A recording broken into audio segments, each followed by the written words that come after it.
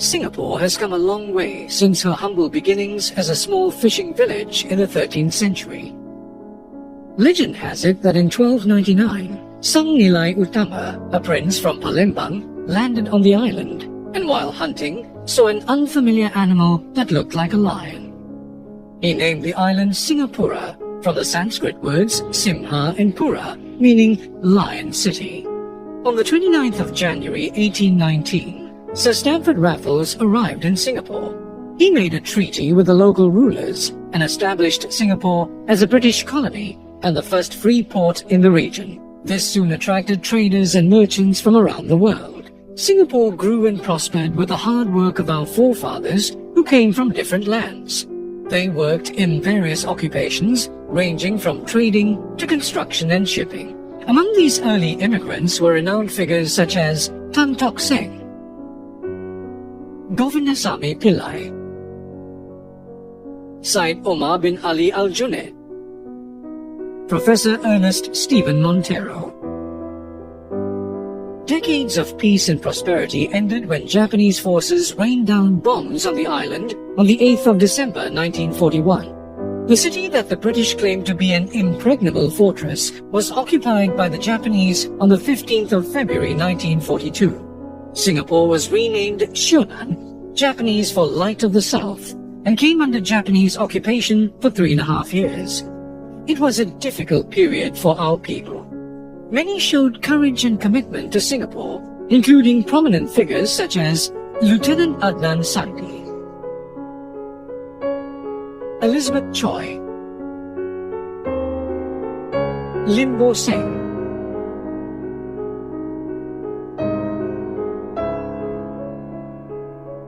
The Japanese surrendered on the 15th of August 1945, ending the Japanese occupation in Singapore.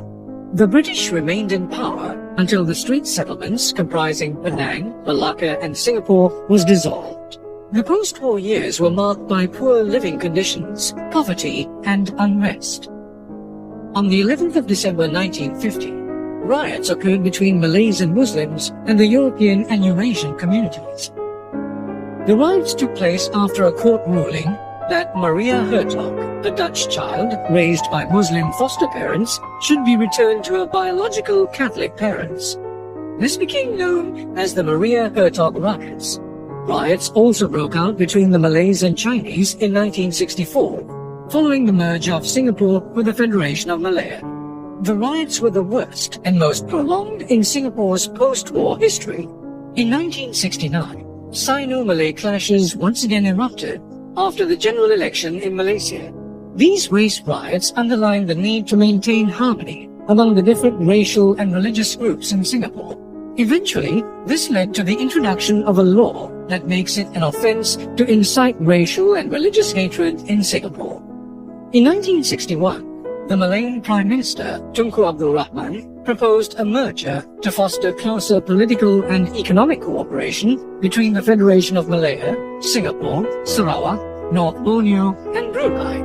The merger took place on the 16th of September 1963. However, differences in political ideology and policies eventually led to the separation of Singapore from Malaysia on the 9th of August 1965.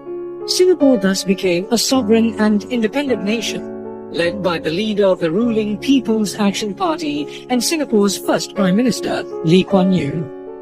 After independence, we faced pressing problems related to unemployment, housing, and education. The only resource we had were our people and our desire to build a better future for ourselves and our children.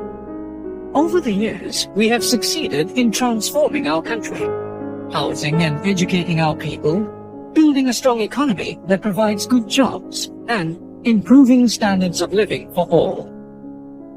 Singaporeans of different races and religions treasure our social harmony. We have stood together through various crises and challenges as one united people. Singapore has evolved into a nation that Singaporeans are proud to call home. Guided by our rich heritage and vision for the future, we will strive to be a nation that is strong, united and resilient, and a people that will work together to build the best home for ourselves and our children.